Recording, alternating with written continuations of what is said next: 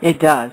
I mean, even with it, people knowing that it wasn't hit, that in itself, Stephen, puts a pretty smelly issue out there as far as somebody doing something to cover up something or to change something or to create something at a lot of other people's expense, even death.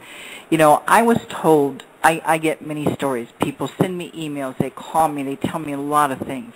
One of the things that I was sent an email about was one of the reasons that 9/11 occurred is because our government had signed some huge bonds that were supposed to be due on September 12th of the same year as 9/11 occurred. And they had to have something happen before that day, or else the United States was going to totally collapse into bankruptcy and all kinds of stuff like what they're trying to do now. But not at that time. And so I've heard many, many stories. You know, there has to be a reason. Building number 7 is the building that housed all the records for Enron. And the Enron case was a major, major case that if it would have went to court, a lot of people would have went to jail for embezzlement. It was also, building number 7 was also the building where there was a lot of gold bullion in that building that was stolen. All of a sudden, all this money was missing. So there was a big theft on that day. And building number 7, interesting enough, was where Rudy Giuliani's headquarters was. But on that day, he wasn't in building number 7. He was like a couple of blocks away. Why? When he was normally in his headquarters there, he was not in that building to be seen. So there's a lot of information that most people don't know. One of the things that you don't know is that the weekend prior to 9/11, many of the people who worked on the weekend in the buildings number 1, 2, and 7 said that the freight elevators were closed. And in those freight elevators, they saw strange men going up and down the building that whole weekend. So here it is. What they were doing, they were putting in controlled explosives throughout the building every 2 hours, and they were cutting the joists so that way the building would explode on itself. And the reason why the building came straight down is they had set up enough thermite in the basement so that way the basement explosion off first, then the roof, and then every 2 floors, then the explosives started coming down, so that way the building would go down straight down. There was a super in the building who was hurt in the basement. The bomb was going off. They had talked to firemen, and they told me that firemen got up to the 87th floor, and they believed that could have put out the fire that was up on that floor. The reason why they started coming down is they started to hear explosions on the upper floors, and a couple of floors going off, so that when the elevators go down. So they knew there was explosives going off in the building. So, I mean, if that doesn't sound like a controlled demolition, I don't know what is. Here's an interesting thing for you. In the summer of 2002, I decided I was going to contact the company that was in control of the controlled demolition and a cleanup in the World Trade Center. And this is a company called Control Demolition Incorporated out of Phoenix, Maryland, who is founded by Jack Lazo, and his sons Mark and other sons work there. I sent an email to him, and I says, my God, how do you sleep at night knowing that you were the same company that was responsible for Oklahoma bombing cleanup and not 9/11? Well, right, I said, you know, God allowed me. A couple of minutes later, my email address was mysteriously knocked off, and then I was sent back to get on the computer. So within 10 minutes that happens. Nancy, that doesn't happen. That's right on point. Yeah, you know, there's so much, Stephen, that the American people are left in the blind. But see, my problem, and I've mentioned this many, many times on my show, it's not that they're left in the blind, it's that they are too lazy to go search out facts. Because the facts are all out there if people just take the time to look for them. Well, I mean, you found them. I'm going to share an interesting thing with you. I was working in New Jersey when September 11th happened. When it happened, my boss called me in his office, and I got to see the second tower come down. And 3 days later, this is interesting, he tells me that he's going to lay me off, right, because of 9/11. I looked at him, and I point blank to him, I says, John, I said, what do I have to do with Osama bin Laden? I says, I got a family, I got kids. I says, what do I go home and tell my wife? He says, well, now that this has happened, he goes, the economy is going to go in the toilet. He goes, and I can't afford, for my business to go down, so I got to start making cuts. I said, that's a hell of a reason for me, to go home and not have a job. So I ended up losing my job on September 14th because of this event. So I'm saying to myself, wow, is this a coincidence or what? Then I'm thinking, did this guy John get told by somebody to let me go because I had months before that blown the whistle about 9/11 because he was an ex-military guy. So I was just wondering if he was told, we've got to make Stephen disappear, and the one way to do it is he can't have a paycheck. He can't pay his mortgage, can't pay his bills, and he's got to be out on the street. So I was like shocked at, September 14th, this to happen, and I started questioning what was going on. And at the same time, Nancy, I am being followed, leaving that building, and I'm saying to myself, I just got a pink slip for something that's none of my doing. I got people following me, which I can't even explain. I can't fathom this. And I have a story that's unbelievable. And I looked up in the air. I says, God, if this doesn't kill me, I hope this makes me stronger. Because this is something I got to go home and tell the wifey about.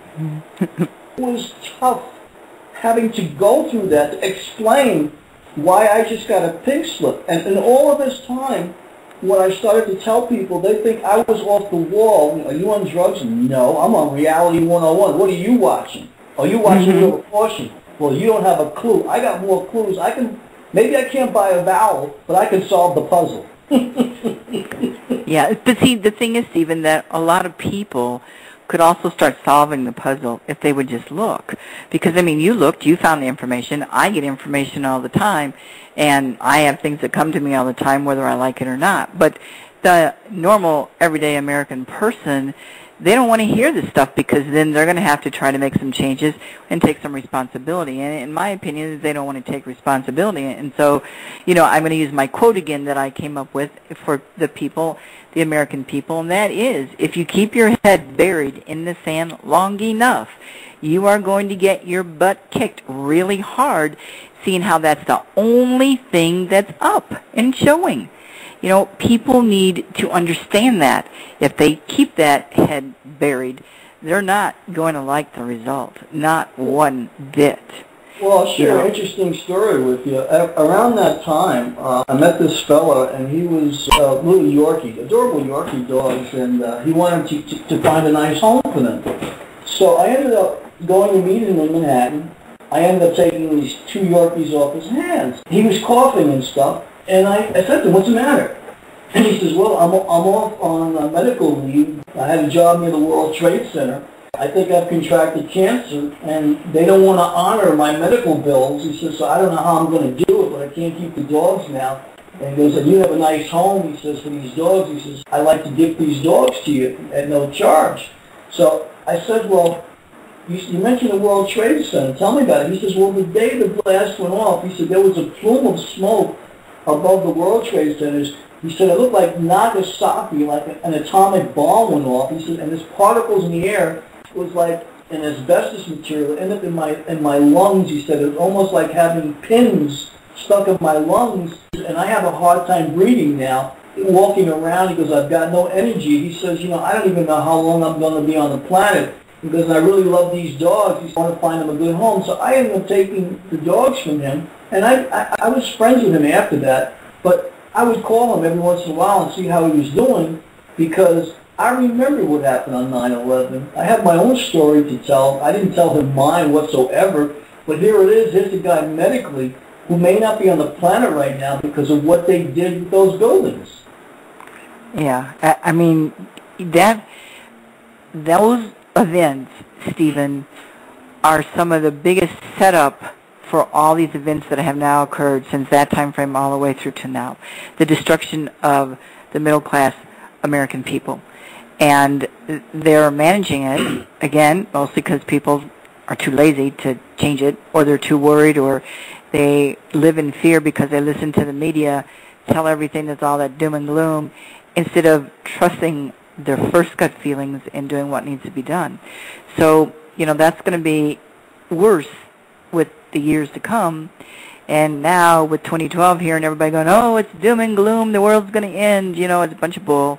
But yet the people are buying into all of this, like they keep buying in to our government with what they say. We're going to take a break, and when we come back, we're going to talk a little bit about the Patriot Act 1 and 2. Most people only know about one of them. They don't know that there's two of them. So we're going to take a break, and we're going to come back, and we're going to talk for about another half hour, and then I'm going to end my show in my time on Blog Talk Radio. So let's take a break, Stephen, and we'll come back in just a couple minutes. Stephen Sindoni, documentary filmmaker, adventurer, and researcher, has written a book entitled I Am, I Said. Stephen has created an easy step-by-step method to follow, enabling you, the reader, to become an active participant in the daily events of your life. The beginning of any journey starts with the first step. So take the first step towards achieving your goals in life and purchase the ebook I Am, I Said. The book is affordably priced at $9.99. To get your copy, go to stephensindoni.webs.com.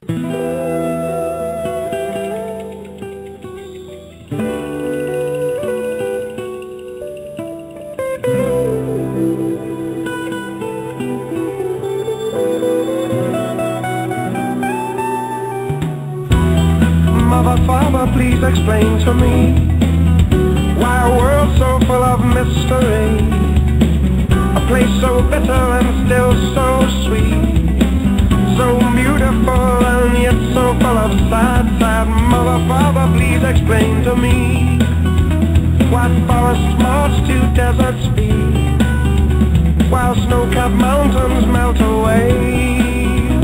What do it tell our babies? When do it say? Oh, Mother, Father, please explain to me how man who rocks his child to sleep pulls the trigger on his brother's heart. It digs a hole right through the middle of this storm of hatred. Hi, everyone. Welcome back to What Do You Think? We're going to talk for a little bit longer, and then I am going to sign off as being a host on Blog Talk Radio for now. I really do need a break after such a long time. But Stephen and I were talking about several different topics, as well as we were when Richard was on. We talked about the Twin Towers, number 7, how they all came down, and something is just not cool. In fact, it smells pretty fishy. And how he has a movie going across the nation, and I think you all need to take a look at that movie. And then Stephen and I was talking about some of the great escapades that Stephen has been put through because of knowing too much, apparently. What you folks don't know is that a lot of times when we're trying to bring the show up, there's a lot of interference going on, not from our part, but because people do not want you all to hear what we have to say. So any chance you get to re-listen to the interviews that we have done, that I have done, please do so. You may learn something really, really interesting. We're going to continue to talk about some of the cover-ups going on. And one of the things I'd like to talk about, Stephen, because I know most people are interested in the UFO cover-ups, and everybody is wondering when there's going to be, a disclosure. What do you think about that? Well, I've got mixed thoughts on that, and I'll tell you why. In the 1940s, Nikola Tesla's technology, UFO technology, was stolen by George H. Sheriff, or Little Curious George, as he was called, by Nikola Tesla, and the inventions ended up in the hands of Adolf Hitler. As a result of that, this technology was used to make unidentified flying objects. These Germans ended up using this technology and going into the hollows of the earth, the interior of the earth, which consequently Admiral Byrd and the Americans went after him. And that was a big, big battle in Antarctica. The Americans got their butts kicked.